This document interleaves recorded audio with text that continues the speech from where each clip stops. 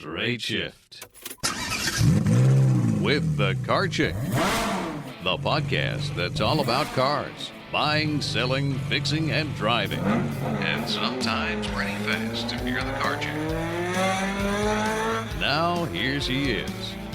Hey everyone, and welcome to the Straight Shift. Sorry it's been a little while since my last episode. My lungs are still recovering from COVID, and talking for long periods of time uninterrupted is still a bit of a challenge. But I've also had the pleasure and honor of being a guest on a couple of other podcasts. One of them is called All the Hacks with Chris Hutchins. It's a great podcast where he gives you all these neat little tips and secrets for getting just life adulting things done more efficiently and for less money. It's a really great podcast, so check that out. He covers tons of different topics.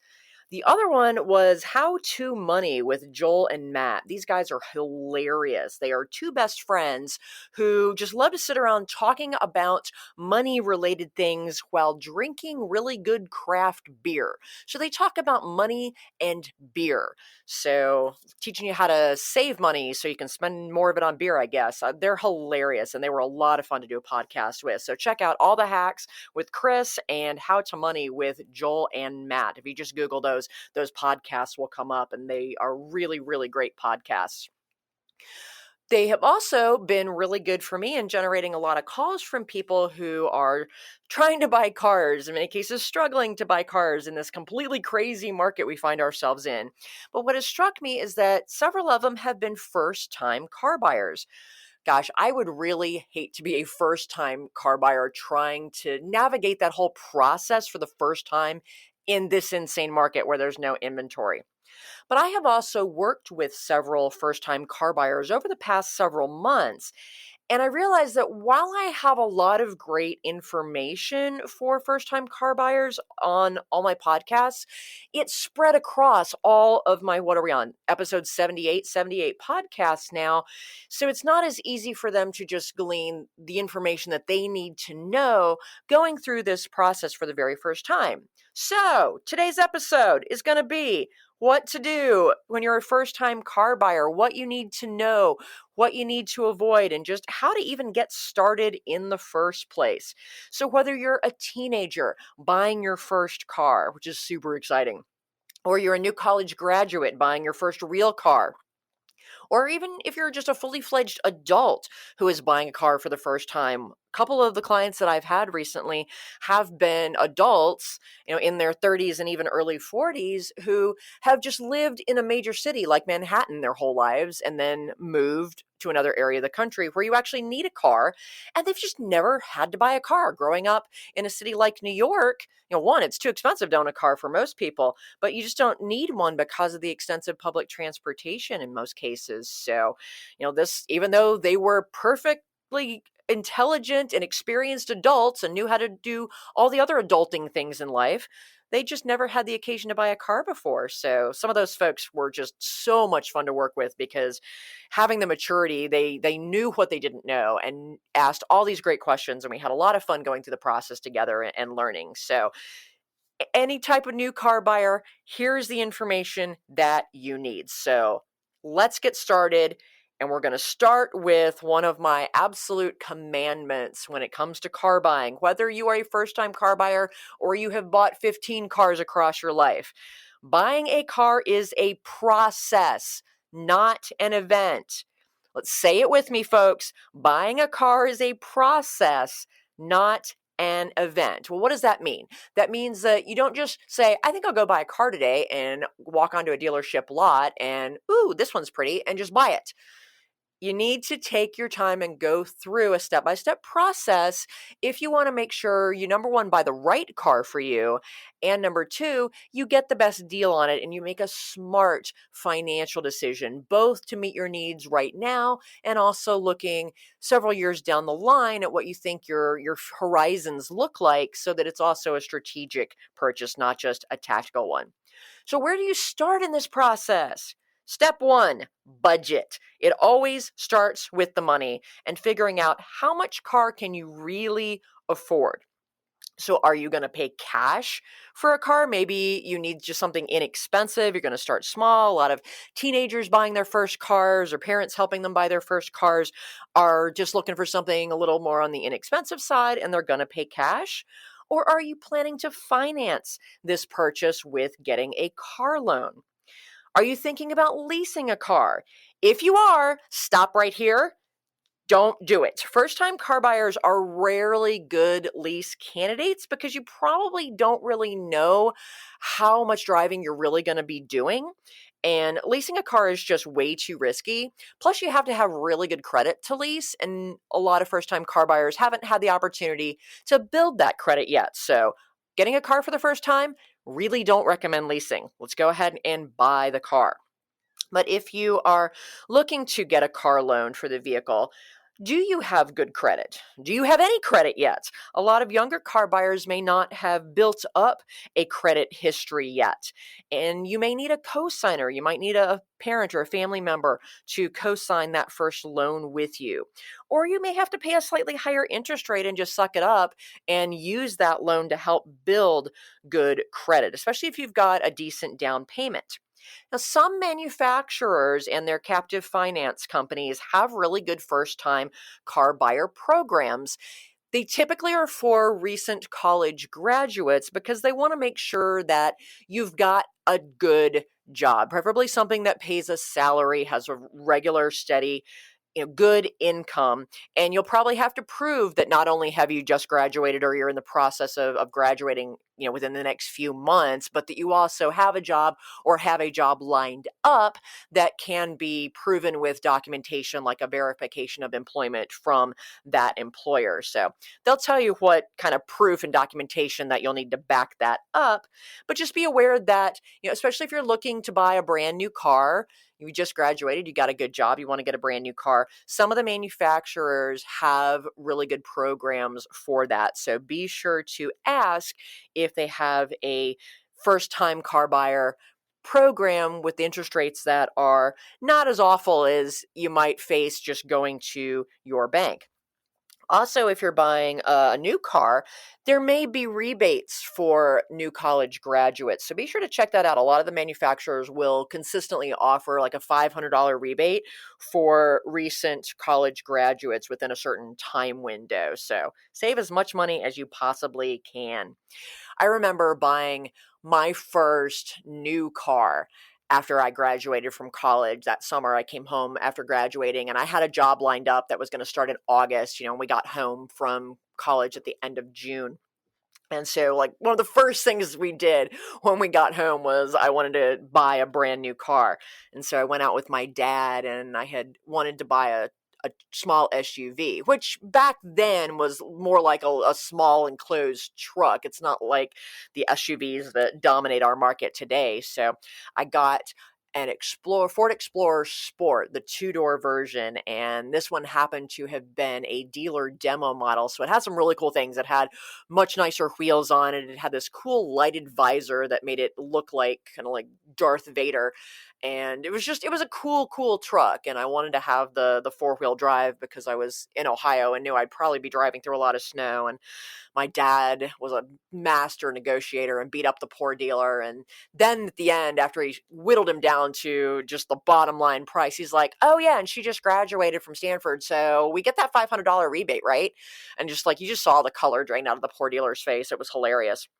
But I had built a little bit of credit for myself because my parents had me get a credit card when I opened my bank account when I started college and said, mostly for emergencies, but, put your gas on that, gas and what, little groceries you're buying. Use the credit card for that, pay it off every single month, and that will help build some credit. So I had a little bit, I had about 4 years of credit history, and I still paid a high interest rate, but interest rates back then were ridiculously high anyway. So I was probably only about 2 points higher than the norm at the time. But, it was a first car loan. So it was one of the great ways to start building my credit history. And it was really exciting being able to buy a brand new car. Well, almost new. It was a demo model. I think it had like 3,000 miles on it, but it was essentially new. and be able to do that completely on my own. I didn't need a co-signer. Granted, Dad did all the negotiating at the time, but it was very empowering. So we'd done a lot of homework, and it was a great car. It worked out really well for me. So that was my first real car that I bought for myself. But go ahead and get pre-approved for a loan if you can from your own bank before you go to a dealership, especially if you're a member of a credit union or you have the ability to join one, because credit unions usually have better rates and often they can be more flexible with approving loans for people with no credit, not so great credit, and even first-time car buyers, especially if you have at least a little bit of credit history, if you've had a little credit card for a while. That way, it'll also help you know how much car you can afford based on what the bank is going to approve you for. However, just because the bank approves you for a certain amount doesn't mean you should actually spend all of that amount on a car. You've got to look at your whole budget. Don't forget to factor in insurance because that may be higher if you don't have a lot of driving history. You also have to factor in gas, maintenance costs, etc. Decide how much you feel comfortable paying per month on the car payment itself, factoring in also what you're going to pay per month on insurance and keeping the car going. And then you need to do the math yourself to convert that monthly payment into the total amount that you can spend on a car. Never ever let the car dealers do the math for you. Always do that math on your own because you don't want to walk into a dealership and say, oh, I can afford $300 a month. I mean, they love it when people say that. There's the dollar signs start going off in their brains because there's a lot of things that they can do to get to that $300 a month, and you don't realize that you have bought way too much car and financed it for way too long, or you've leased and you didn't realize it was a lease. So do the math yourself. Google auto loan calculator, and this really simple, easy one pops up, and you can play around with different loan amounts and interest rates and then what that translates to on a monthly payment. But don't finance a car for more than 60 months, especially as a first-time car buyer. It's just too risky that you're going to be super upside down on that car for a really long time. If you've got to go all the way out to 72 months, then you're probably trying to buy too much car and you may want to scale back a little bit, get fewer options, maybe look at something that's gently used, certified pre-owned instead of brand new. You really need to make a conservative decision as a first-time car buyer because you probably have some other things going on in your life that are also new, and you just kind of need, I'm just really financially conservative, so just, be conservative. But now that you know how much you can spend on a car, it's time to start doing your homework. I know you just graduated from college, like, homework. I thought I was done with homework. Nope, sorry, you're not done with homework. You've got to research the car. And also, looking at that full budget that you calculated for how much you can spend on the car, here's another thing you got to factor in: taxes, tag and title, and all of your other government fees, the dealer's dock fee. It's all what we call in the car business plus tax, tag, and dock. So it's not just going to be the price of the car. Say the car you're looking at, the price tag's $20,000. Your budget is not just $20,000. Now it's probably going to need to be like $22,000 or $22,500, depending on what state you live, because you have to factor in the tax, tag, and dock. So I say take that full budget that you've calculated that you're comfortable with, and assuming whatever money you're going to put down, add that to your budget. But then you need to subtract from that a couple $1,000s, depending on what state you live in, to factor in those taxes and fees. And it really can vary dramatically by state. So if you don't know what the taxes are on vehicles in your state, and it's not the same as sales tax. So if you go to the computer store and buy a laptop, you have to pay sales tax on that laptop. That sales tax rate, that's not the same as the tax that you pay on cars. It's a totally different calculation. So, for example, in North Carolina, vehicle tax is 3% statewide, and that's one of the lowest in the country. If you live in California, so sorry, but it's more around 10%, and it can vary by what county you live in. So that website is really great. You can actually go onto the California's DMV website and put in all the information, and it will show you a breakdown of the estimated all the taxes and fees. And there's a bazillion in California, so you can count on at least 10%, 10 to 12% of the purchase price of your car. Add on top of that what you're going to have to pay to the government. On the flip side, Oregon, if you live in Oregon, you're lucky enough to live there. Guess what? Zero tax on cars. They get you in other places, but there's no vehicle taxes in Oregon. It's pretty awesome.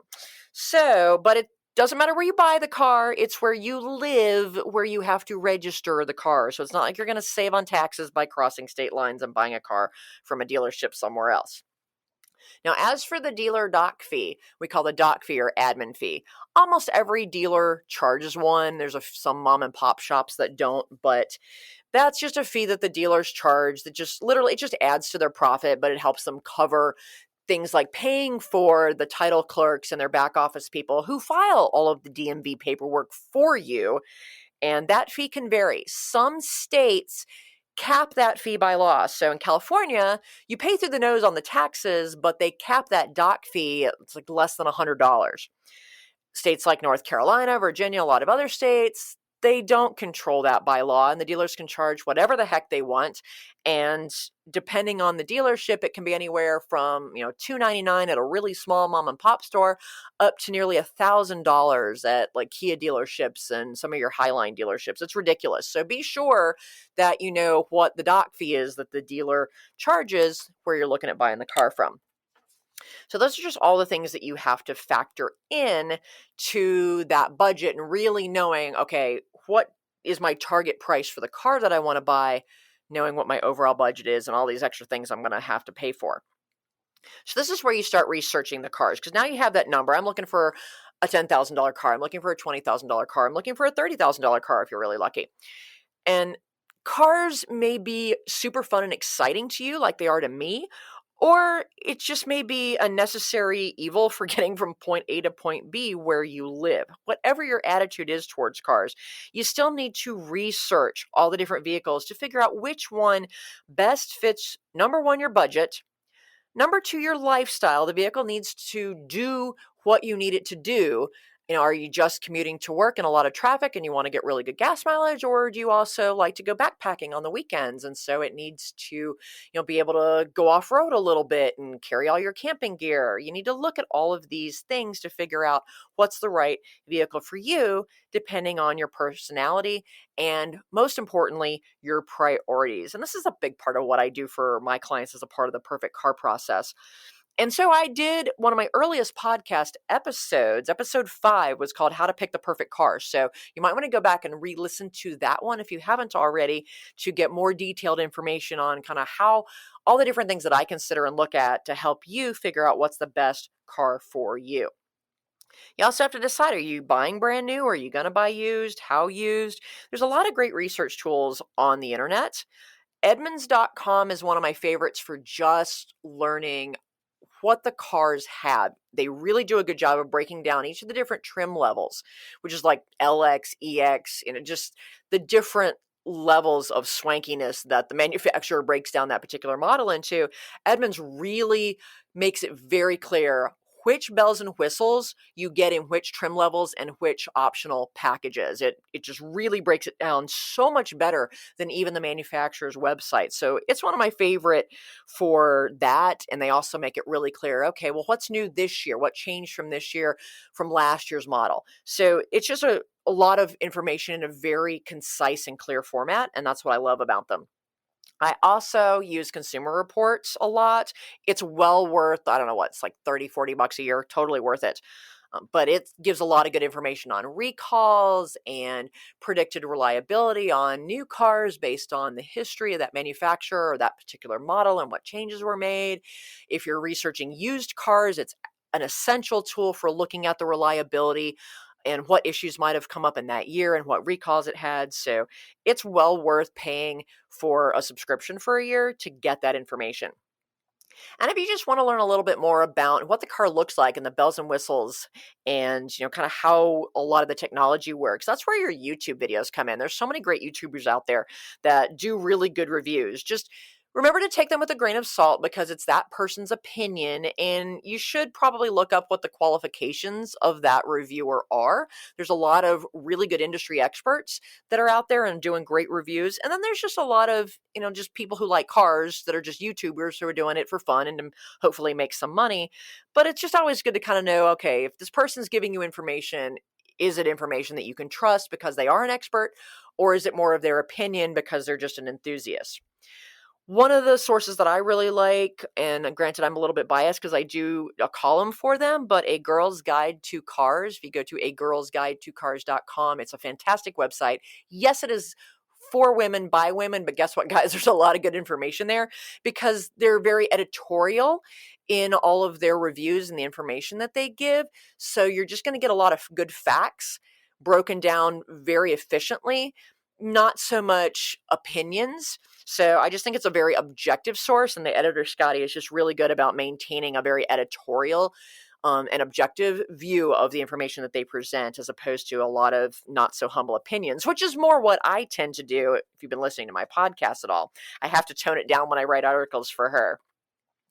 But this is where you can do a lot of that research. Again, if you're looking for used cars, one of the sources that I have found that's really helpful, because sometimes it's hard to find really specific what problems were certain cars known for in certain years.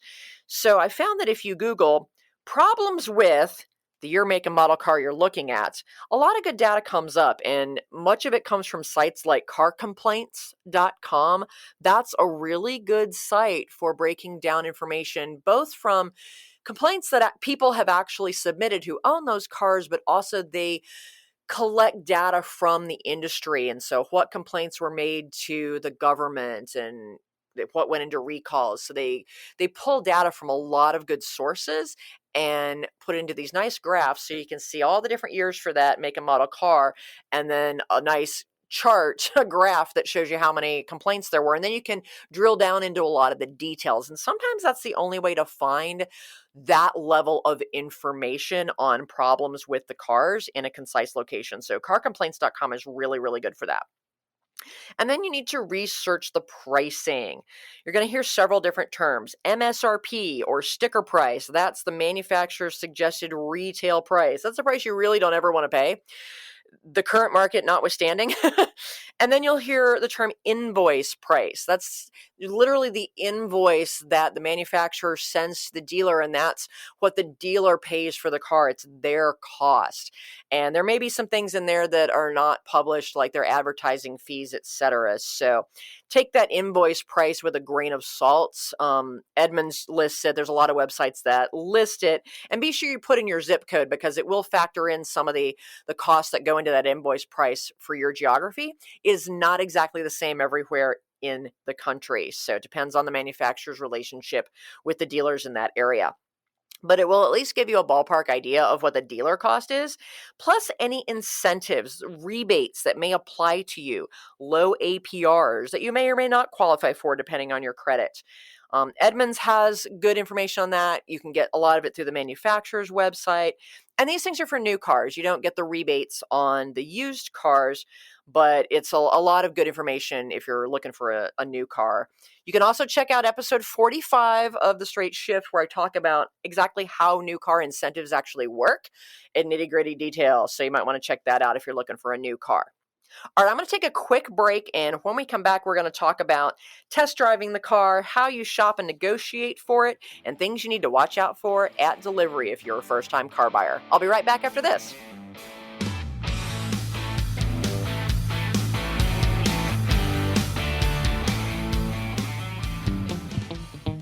Do you hate car shopping?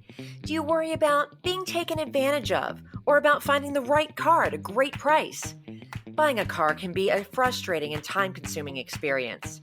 But what if you could get a great deal without having to do a ton of research, without having to haggle, and without the fear of buying a lemon? You can. As your personal car shopper, the Car Chick will help you pick the perfect car based on your unique lifestyle, budget, and personality. She'll handle all of the legwork and negotiating for you. All you have to do is sign the papers and take the keys. It's that easy. To learn how the Car Chick can save you time, money, and hassle on your next car purchase, give us a call at 704 248 8706. That's 704 248 8706. Or visit us on the web at thecarchick.com. Where the rubber meets the road. Nice to meet you. Love your asphalt. Hey, nice treads. It's Straight Shift with the Car Chick. Hey everyone, and welcome back to the Straight Shift. Today we are talking about what first-time car buyers need to know. We've talked about figuring out your budget and then where to go to research cars. So now you have done that research and hopefully you've narrowed it down to 2 or 3 makes and models that you want to check out. If it's more than that, then it kind of gets a little overwhelming and they start to run together. So I tell people really don't test drive more than, say, 3 vehicles if you can avoid it. Because, again, it just gets too complicated and they all start to run together and look alike after a while. And you can get into analysis paralysis and it makes it more difficult to make a decision. Too many choices can actually be a bad thing. But it's time to put your butt in the seat. A car may look really great on paper and even in the YouTube videos, but when you actually sit in it yourself and play with controls and look at the technology and drive the car and see how it drives, see how it feels, you may find it's not right for you. It may not appeal to you. The interior is not quite as nice as you thought it was going to be. It's just not comfortable for your body. I have a saying, comfort is in the butt of the beholder. So you've got to see if that car is comfortable for you. Some people like a really snug cockpit that hugs the driver and the car drives a little more sporty and the steering wheel has a little bit of a heavier feel. Whereas other people want to have a little more space to kind of stretch out. They don't want to feel so claustrophobic. They want the vehicle to drive a little more floaty, a little more relaxed. So everybody is different. That's why you got to get your butt in the seat. But before we get to the dealership, we are going to say one of my other mantras. Do not buy the car the same day you test drive it. Say it with me, folks. I will not buy the car the same day I test drive it. Why? Because test driving is fun and it's exciting. And if you really love the car, then your emotions are heightened and you want it. You're not as likely to negotiate a good deal for yourself because you're making a more emotional buying decision. You've got to separate your emotions from your money if you expect to negotiate. Some people are super cool cucumbers and can do that, but most people can't. But especially if you're a first-time car buyer, don't even think about it. And don't fall for a lot of the BS that the dealers are going to try to say because they want you to buy that day, because they want to take advantage of your heightened emotional state. It's the same reason they put the candy bars right there at the checkout line at the grocery store. It's an impulse emotional purchase. And okay, that's fine if it's a $2 candy bar, although it's still probably a bad idea. But when it's a $20,000 or $30,000 car, you do not want to be making an impulse decision. So don't fall for any of their BS. Tell them up front. And what I recommend is that you schedule your test drives. You don't just show up at the dealership and get assigned whichever car salesperson is just next in line to grab the people that walk onto their lot. Go onto the dealer's website. You should be looking at their website anyway to just see if they have the inventory that you're looking for, especially right now when nobody has inventory. Even test driving is challenging right now. But a lot of the dealers also have a staff page on their website under the About Us tab, and you can look through all the different salespeople. If you're a woman, look to see if they have other female salespeople. If you want to specifically work with a person who speaks your language, maybe English isn't your first language. You need someone who speaks Spanish, speaks Korean, speaks Chinese, whichever language you're most comfortable in. In a lot of geographies where there are a lot of different cultures living in that area, they will very often have multilingual salespeople at the dealerships. It's really great. Helps you get the information in the language you're most comfortable with and, allows you to work with someone from your own culture, which might make you more comfortable.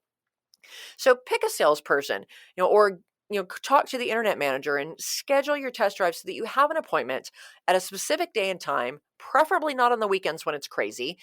take the time during the week if you can.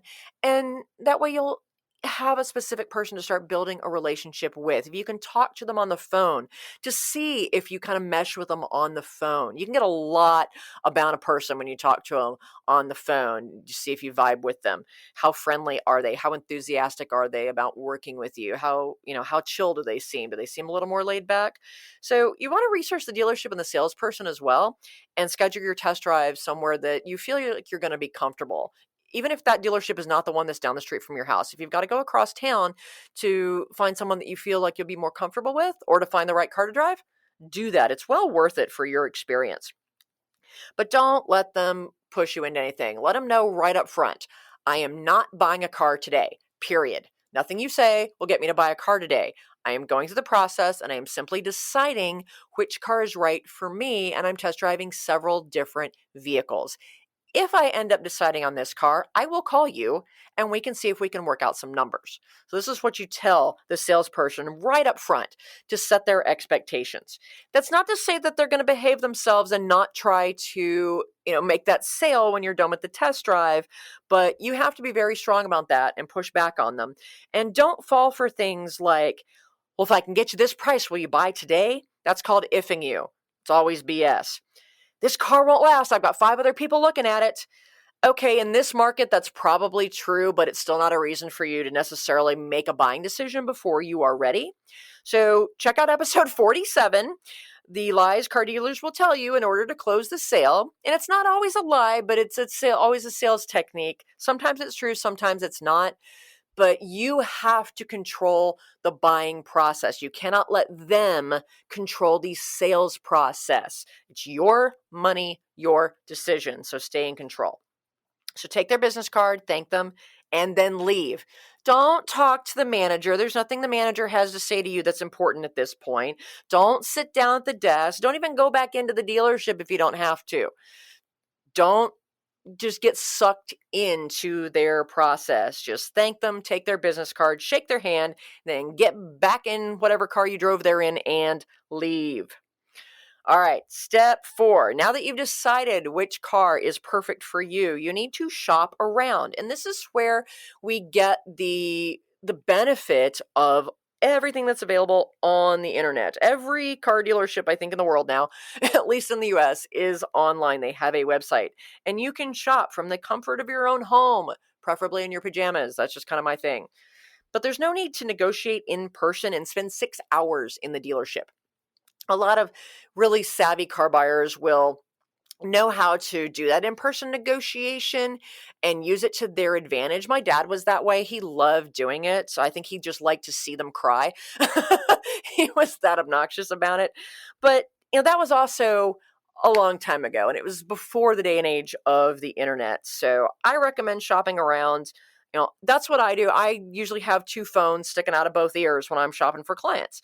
It allows you to shop multiple dealers more efficiently. You can look at their websites for inventory, but just because the car's on their website doesn't mean it's actually available, especially right now.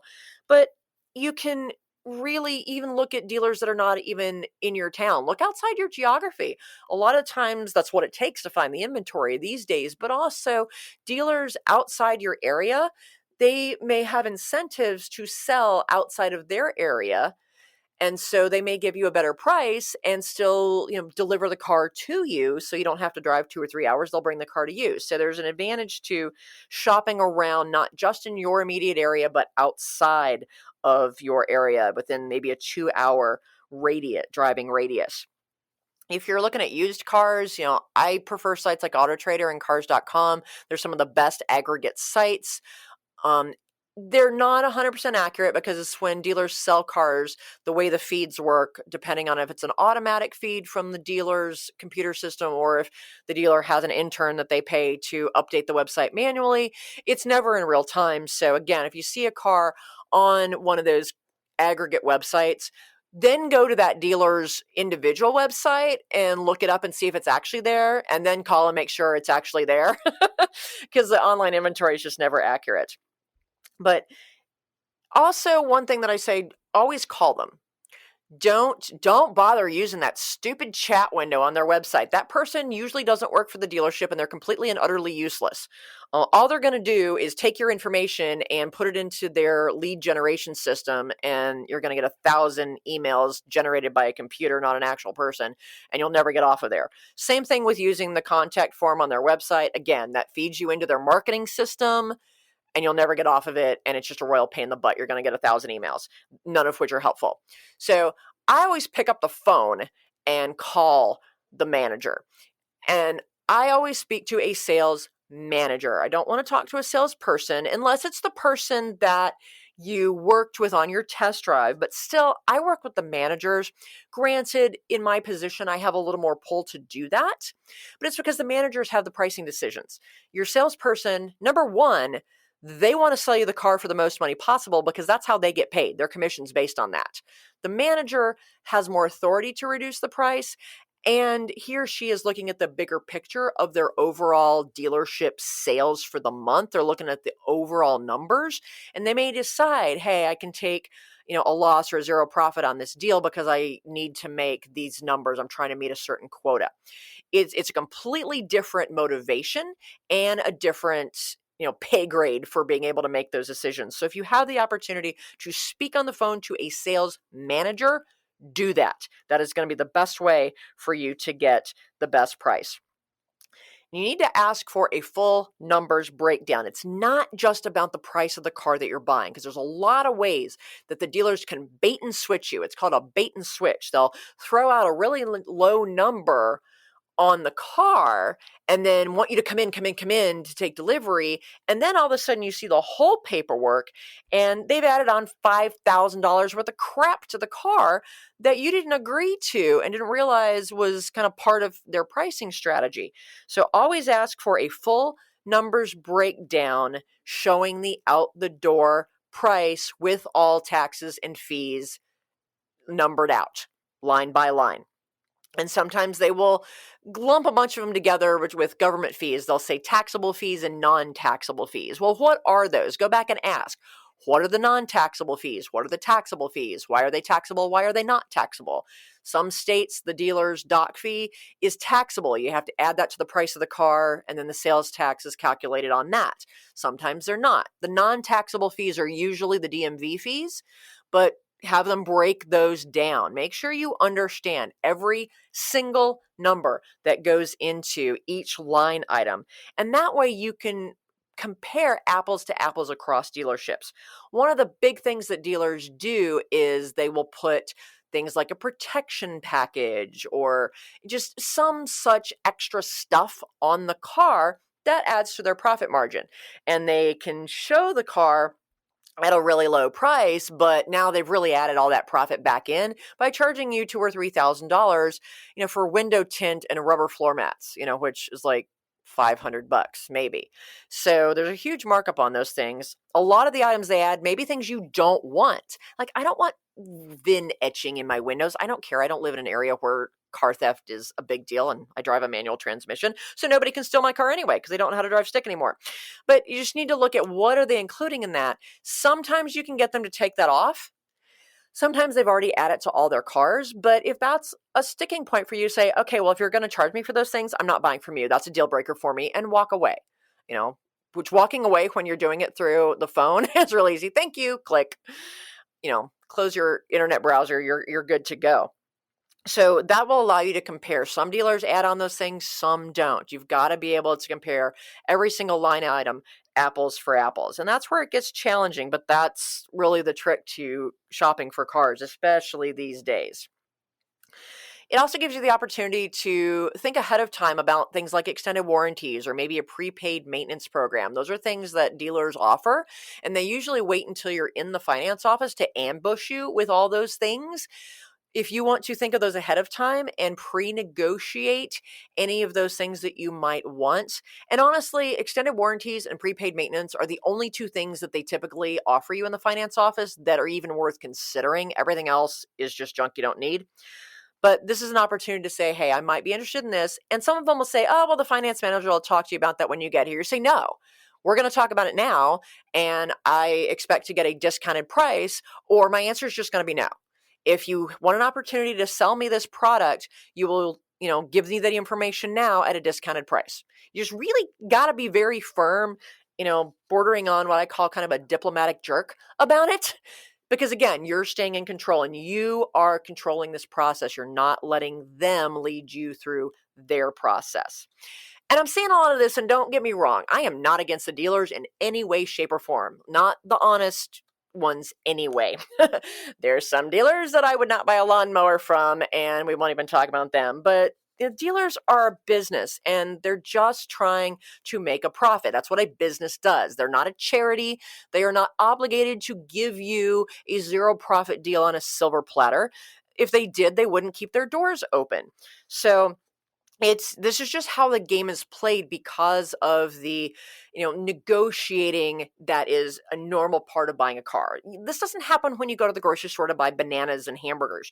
So it's different. And if you want to get a good deal for yourself, and, the dealer can still make a little bit of money. There's a way to create a win-win situation here. But sometimes you got to be really, really firm about it because the markup on, especially those extras in the finance office, is usually really, really high. With the exception of prepaid maintenance, that is normally based on what their prices are in the service shop, and prepaid maintenance packages can usually save you around 10 to 20% if you do your maintenance at the dealership. So that might be worth it to you, but it's not something that usually can discount, or not a lot, because there's not as much of a markup on it. It's a different type of product. But again, look at those things ahead of time. Switching gears, pun, yeah, intended, sorry. But if you're buying a used car, you have to go through a lot of additional steps because you got to make sure it's a good quality used car. So number one, Carfax report. Never buy a used car without a Carfax report. You can see episode 9, I believe, which talks about how not to buy a used car. And you can also check out an article on my blog at thecarchick.com. Just click on the blog link that's called Don't Judge a Car by Its Carfax Alone. Gives you a ton of information of how to read a Carfax report and, what information to look at, what to take with a grain of salt. So it's a good article. The biggest thing is you always want to get a pre-purchase inspection by a qualified mechanic. I'm going to say it again, a pre, meaning before you buy it, inspection by a qualified mechanic. Not at the dealership where you're buying the car. Take it somewhere else. Take it to your mechanic, take it down the street to a Goodyear or a Firestone or a big box shop that has a good pre-purchase inspection process. If you're looking at something out of town or you don't have time to go take the car to a mechanic yourself, I'm always raving about the guys at lemonsquad.com. In addition to having the best branding ever, they have a wonderful process where they use only qualified technicians, and they can do that pre-purchase inspection without you even being there anywhere in the country. Love those guys, so check them out. A little more expensive, still worth the money. So if you're buying a used car, it's all about finding the best quality car for your money. So budget in for those inspections. Get a Carfax report from the dealer. And auto check will work in a pinch. They're getting better, not as good as Carfax. But if the dealer doesn't provide history reports, that is the biggest red flag there is. Just walk away. It is not a dealer you want to buy a car from. If they're too cheap to do a history report, it means that they're buying crap cars that you don't want to buy. All right.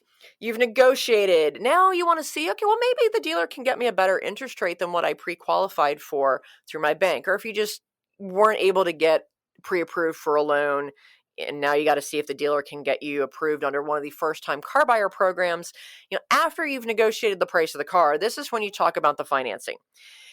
And they may be able to get you pre-approved. But here's the thing. You can do that online too. You still don't have to go to the dealership. All the dealerships, at least the big ones, not always the little guys, but the big ones will have a finance application on their website that you can go ahead and fill out.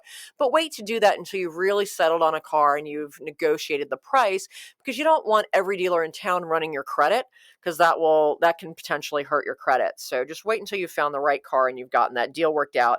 Now you can talk about giving the dealer a shot at the financing. Finally, step 5 is taking delivery. See if they will deliver the car to your house. That's something that is more dealers have been open to over the last year because of the pandemic, because it was the only way they could sell cars. So always ask for that. The worst thing they can say is, no, we don't do that. But really push it. Even say, hey, that's a deal breaker for me. I'm not coming to the dealership if you can't do a home delivery, then I'm going someplace else. So just see if that's something that you can negotiate into the deal. Worst case, if you have to go to the dealership, again, schedule a time to go in, preferably during the week, not on a weekend when it's crazy and it'll take forever. But if you have that appointment, you go in, you've already got the deal put together, you have that deal in writing. So I should have mentioned this before, but when you're negotiating and get those final out the door numbers, get it on what's called a buyer's order or a bill of sale.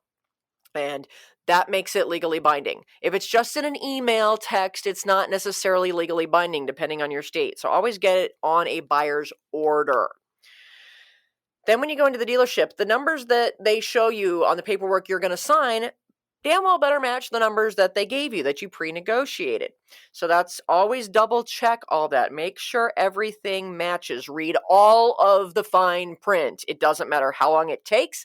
They can just sit there and twiddle their thumbs until you are done reading absolutely everything. Because especially as a first-time car buyer, you've probably never seen any of these contracts before. And that's what they are. They are legal contracts that you are signing. So read every single bit of it. If you need to bring someone else with you who has more experience, who's done this before, just to double check, to be that second set of eyes, bring somebody with you because it's real important that you understand everything that you're signing.